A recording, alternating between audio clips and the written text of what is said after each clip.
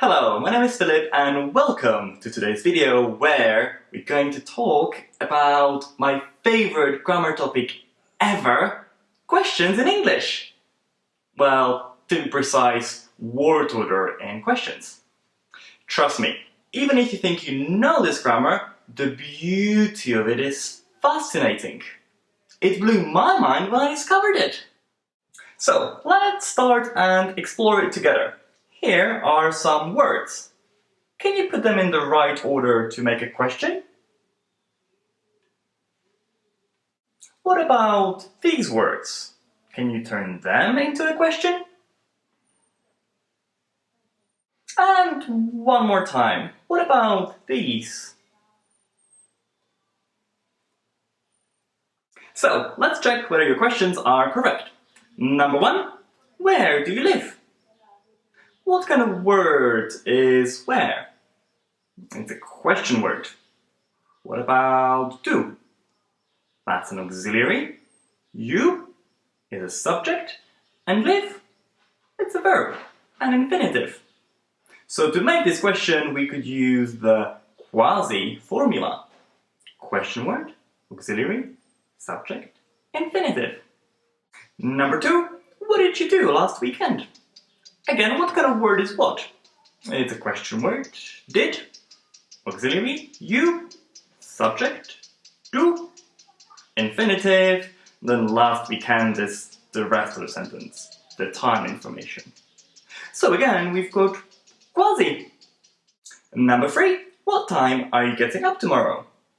Again, what time is a question word. Our auxiliary, you, subject. Getting up? Well, no, it's not an infinitive. It's a present participle because the sentence is in present continuous, but it's the main verb in the question. So we could call it a QWASM. Question word, auxiliary, subject, main verb. Calling the formula QWASM is also a little bit more accurate and universal, because in a question, infinitive is also the main verb. But my Italian students love the word quasi because it's a word in the Italian language. And QWASM works across all tenses and grammar forms. For example, where do you live? Where did you live? Where have you lived? Where will you live? Where are you going to live? Where can you live? Where would you live? Where can and would are modal verbs, which we use instead of auxiliaries. Of course, we don't always need the question words, so we could have ASI or ASM questions. For example, do you like Philip's videos? If yes, give them a like and subscribe. Will you watch the next one? Have you seen the last one? So we've got auxiliary, subject, main verb. ASM. Because ASM questions only require a yes or a no as an answer. Do you like Philip's videos? Yes, I do. Will you watch the next one? Yes, I will. Have you seen the last one? Yes, I have. We also call them yes or no questions. Another word for QWASM questions is WH questions, because most question words start with a WH, like what, when, where, who, how.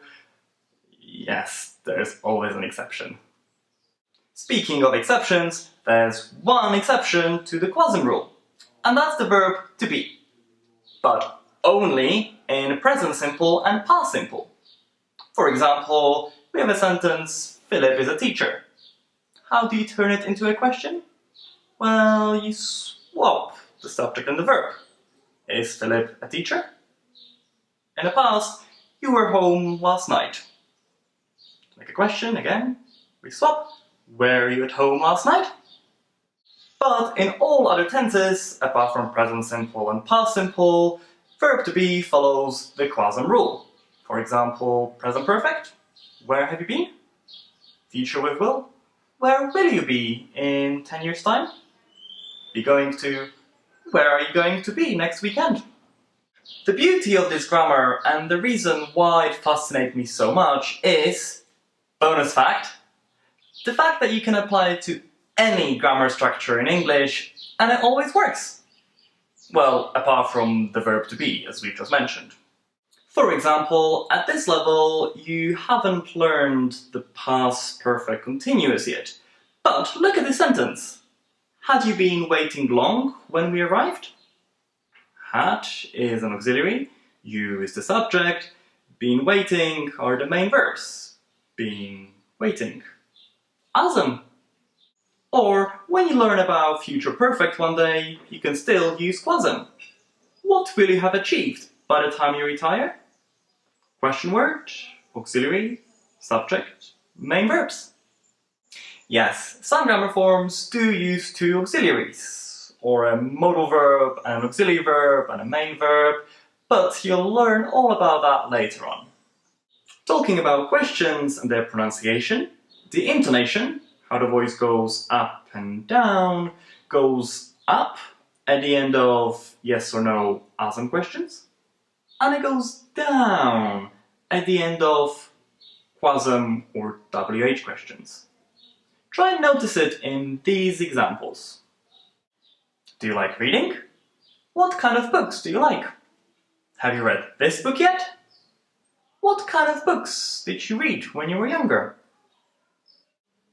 Can we swim in this lake? Where can we swim? Could you swim when you were 5 years old?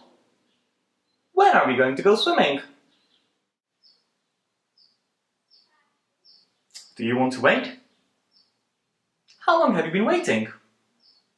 Shall we wait for them? Where can we wait? Do you like dogs? What kind of dogs do you like?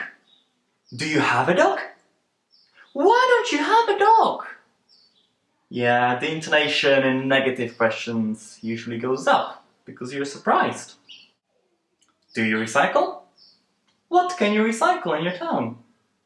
Shall we recycle this? How often do you empty your recycling bins? Now it's your turn. Can you put the following words in the correct order to make questions? Click on the video to pause it so you have some time to give the answers. Then check them against the key which is in the description of the video.